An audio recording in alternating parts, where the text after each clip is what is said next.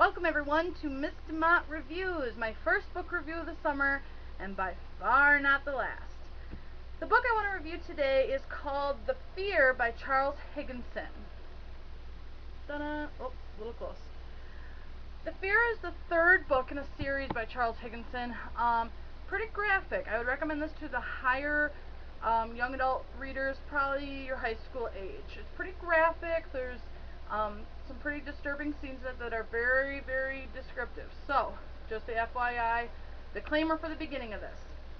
Now, this series begins with the book The Enemy. The text describes how a disease has hit everyone over the age of 16. And the disease basically turns everyone into zombies, for lack of a better word. And the zombies only want one thing, and that is children's flesh, human children's flesh. So that's where it gets a little bit graphic, and you want to watch out for that. These zombies are everywhere, as well as children who are not diseased. And the children who are not diseased need to learn how to cope and figure out what to do for themselves now that they are really in charge of everything in the area. And this text takes place in London, England. And I was really pleased about that because I don't know very much about England. And this really gave me a lot of key historical factors into what the city of London really looks like and really kind of feels like almost.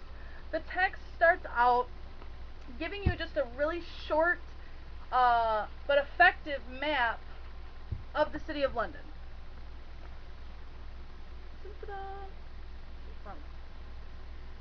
This map helps the readers to really find out where all the groups of children are going and where they're holed up at and things like that, where they've built their fortresses at. So we have a couple of key places that they start with in the first book, The Enemy. Most of the children that we see take place in this book in supermarkets. A couple different supermarkets, and we have the varying extent of kids from the leaders to the nerds, the techies, to children who are, literally at the age of 4 and 5 who just need someone to take care of them throughout this horrific time. And how they cope with all the different civilizations or places that have come up since the disease has occurred, and how some of the groups want to work together and some of them don't want to work together. And this kind of proceeds and really moves forward throughout all three books, where we see groups of children in the Natural History Museum, Buckingham Palace, the Tower, the House of Parliament, all these different places we have fortresses of children, as far down to as in some just random gardens and things like that, where children have kind of built fortresses there. And they're much more the wild groups. We see groups who have tried to really rebuild a government as far as to refer to themselves as, the King of England. And all the way down to groups who just want the wild chaos. They want to kill the adults. They want to do these wild and crazy things, and they love that there's no adults telling them what to do. So we see these varying groups. Now, the main object of all of these texts is to show how these children are really going to rebuild and become the future of London. And they don't really explore outside of London. They talk a little bit about the countryside in England, but they don't go as far as to say other countries and what other countries are experiencing. So we really have a main focus there. Now, I would like to give kind of just a little bit of advice to maybe the younger readers to keep some sort of journal, because there are a lot, and I mean a lot of characters, probably over 50 quote-unquote main characters. And they can be kind of confusing. Some of them, are killed off, and some they bring in new people. Throughout the text, there's just a lot of different names, and it can be difficult to remember all of them and where they stand.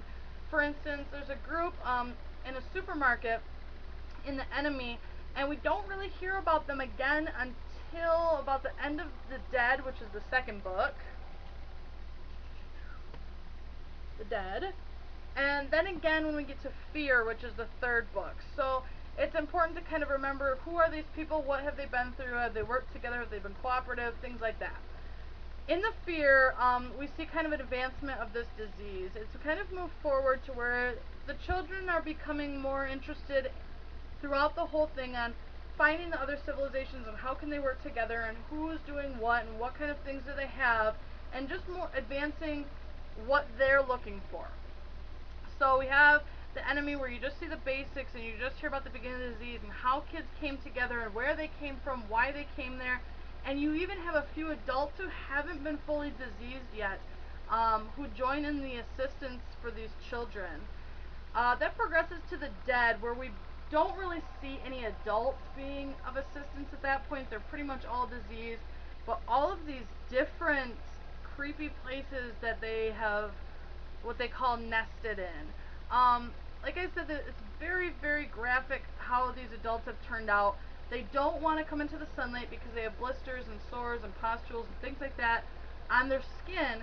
Not to mention that the brain is kind of scrambled when it gets into the sun. They can't really think clearly and they don't really know what to do. All they know is that they want to find children and kill them and eat them, and graphically. And the children know this, and they have to be very careful because if they're bitten, there's a good possibility they could receive the infection as well. No one is really clear on, what the infection is caused from and who it can really affect and things like that. So throughout the text, their main goal is just survival. And how do they survive? How do they take care of these younger children who can't run, can't fight, can't do things for themselves and still be able to survive? Great, great writing by Higson. One thing that I especially love as a teacher, I know some kids who are watching, but as a teacher, I love how Higson brings in the perspective. Each character you hear from their personal perspective.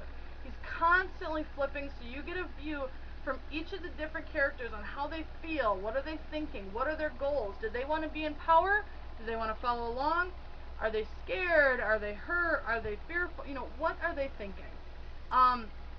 Gives great insight because it gives both perspectives of how the other kids view them as well as what they're thinking personally. There's not, I would recommend this mostly for males, I think. And it's not because females I want to discount you, because believe me, I loved the books. But there's not romance. Okay, there's a couple different situations, as you would expect with teenagers who kind of have feelings for one another. They're cute. A couple kisses throughout the three. But other than that, it's more the bond for survival. In The Fear, the third book, they briefly, very, very briefly talk about a few of the groups of kids who are just very chaotic and out to fight and just to really just be crazy.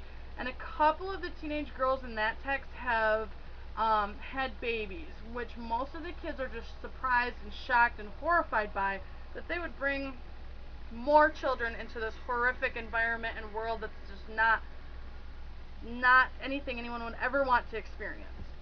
So as we go along, we see the kids and what they put together. We see the adults and what nests they have built, how they kind of protect their own, because adults will kill other adults. It depends on their hunger level, and they talk about that too.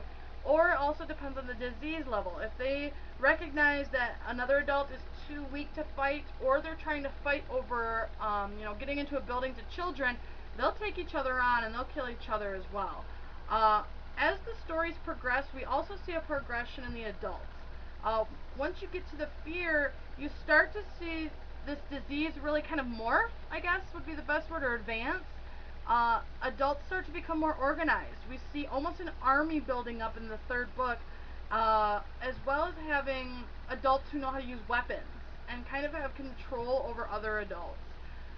If they stay out of the sunlight, they have a really good chance of not letting the disease go too far, which means they can be incredible fighters.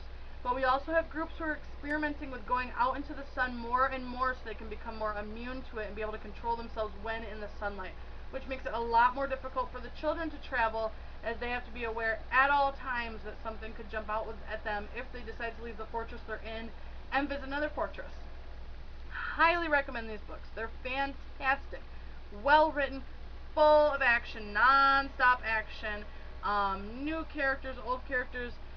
Really just, you experience a whole variety of emotions, of fear when they're scared, when they're hurt, what's going to happen to them. We also find the kids getting more advanced though. In The Fear, we see laboratories set up where children, 14, 15, who are just incredibly intelligent, are experimenting on pieces of flesh from the adults to try to see, can they come up with a cure so that they don't have to worry about it in the future, or even prevent, these adults from becoming more and more diseased. Highly recommend the book, First The Fear. However, I could not choose from this series which book was the best. They're all great. I really, really look forward to the next one. I highly recommend them, like I've said. Check it out, and please return and hear what more I'm up to in my reading. Thank you.